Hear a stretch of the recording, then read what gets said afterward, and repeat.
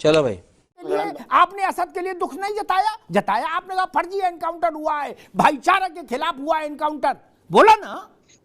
फिर ये देखिए, सिर्फ हमारी पार्टी का ये मानना है कि अगर गांधी जी के हत्यारे गोडसे को भी इनकाउंटर में सरकार मार सकती थी, लेकिन नहीं मारी, एक बाकायदे उसको फांसी दिया गया। 26/11 के गुनाहगारों को भी सरकार ने फांसी दिया, क्योंकि हमारी सीआरपीसी आईपीसी में कानून बना हुआ है, हर जुर्म की एक सजा निर्धारित है, और अदालतें भी इसलिए बनाई गई देश में। तो क्या यह सरकार अदालतों पे ताला डालने जा रही है? ठीक, क्या यह सरकार सबको इनकाउंटर करके मार देना चाहिए? यही नहीं, अभी और सुनिए, अभी रुकना होगा। ठीक है, देखिए अदालतों पे ताला पड़ेगा कि नहीं पड़ेगा, लेकिन जब अशोक यादव जी की पार्टी की सरकार थी उत्तर प्रदेश में एक दौर में, तो कोतवाली में ताला डाल दिया था मुख्तार ने। क्या कोतवाली में ताला डाल दिया था मुख्तार ने, सरकार ने कुछ नहीं कहा था, बोले ठीक है मन की मौज है भाई की, डाल दिया। क्या 25-26 से पुलिस वाले अतीक ने बंद कर लिए थे हवेली में, क्या चिरौरी करके छुटाए थे। अतीक ऊपर हमला नहीं किया था सरकार ने, ताकत का इस्तेमाल नहीं किया, बोले अतीक भाई तुमको मेरी कसम छोड़ दो, ऐसा नहीं करो। क्या बड़ी मुश्किल जान बची थी उनकी, तब नहीं ताला बंद हुआ। ठीक है, एक आदमी को पकड़ा अतीक ने, तब इनिशियल एज में था अतीक, इतना बड़ा भी नहीं हुआ था। उसकी पूरी बॉडी की, सुन लीजिएगा, पूरी बॉडी की खाल उतारी गई बाकायदा, बिना खाल के शरीर को चौराहे पर रखवा दिया, फिर पुलिस को फोन किया। क्या चौथा, चेयरमैन राकेश बहादुर नोएडा प्राधिकरण, बहुत बड़े आदमी होते हैं, क्या उनके घर जाके सम्मान करे आया अतीक सबका, दे थप्पड़। क्या मुलायम सिंह जी की सरकार थी, अशोक बाबू, पूरी आईएस लॉबी, आईएस एसोसिएशन लगी रही कि मुकदमा हो, अतीक के खिलाफ मुकदमा नहीं हुआ। ये कथा है, इसको समझिए, बहुत जरूरी है। और अभी तो रुको, क्लाइमैक्स अभी बाकी है।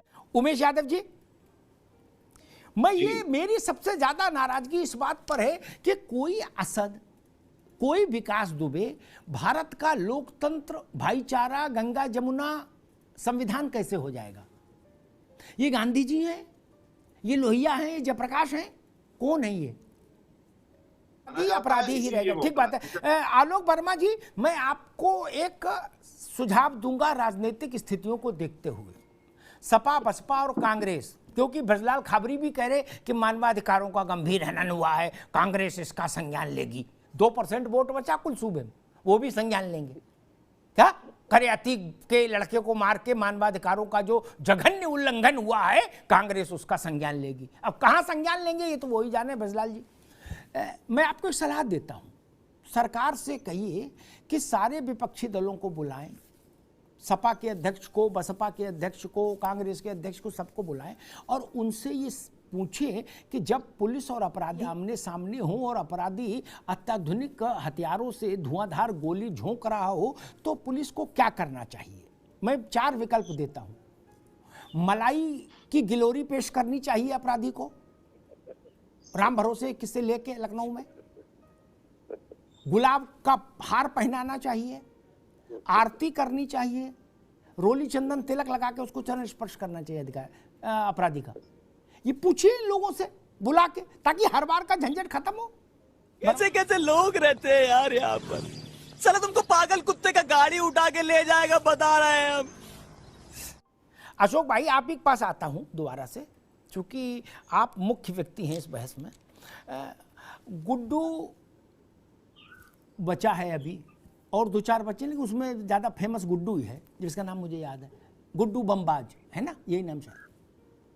मान लीजिए वो भी कहीं टपक गया कल परसों, 2-4 दिन में, 8 दिन में मुठभेड़ हो गई है, वो परिस्थितियाँ वैसी बन गई, तो उसके लिए अभी से आप कुछ बताना चाहेंगे कि भाई गुड्डू को या तो यहाँ से ये सलाह दो कि प्री गुड्डू जहाँ कहीं भी हो तत्काल सरेंडर करो, नहीं, या पुलिस को आप ये सलाह देना चाहेंगे कि नहीं, गुड्डू कुछ भी, कितने भी बम फेंके झोले से निकाल, आप लोग असला नहीं चलाएंगे। जब गुड्डू के बम खत्म हो जाएं, तो जो आखिरी सिपाही बचे वो गुड्डू को गाड़ी में बैठाल के थाने ले आए। ऐसा कुछ, क्या कोई तो रास्ता बताना होगा ना। मान लीजिए परसों फिर, कल परसों फिर मुठभेड़ हो गई, देन अशोक जी? जब सुबह जब साबरमती जेल से अतीक अहमद निकलता है तो पल पल की खबर, मैंने पेशाब करने भी जाता है तो वहां भी कैमरा लगा दिया जाता है। ये क्या है?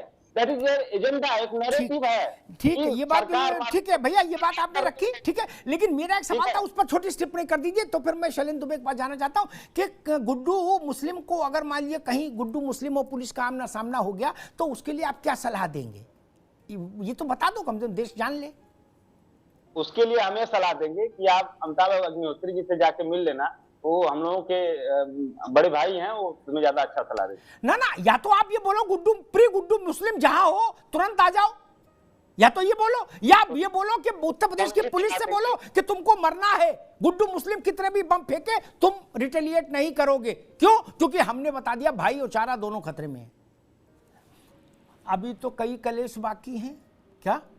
तो क्या उत्तर प्रदेश की पुलिस को मानसिक तौर पर इस तरह के राजनीतिक आक्षेपों के लिए तैयार रहना होगा? क्योंकि मैंने जैसे कहा गुड्डू मुस्लिम पकड़ में आ जाए, ऐसे कोई आ गया फिर बम फम चलाने लगा, उसका हमने देखा था, वो झोले में बम लिए था, ऐसे फेंक रहा था जैसे लड़की की विदा में बतासे फेंके जाते हैं क्या?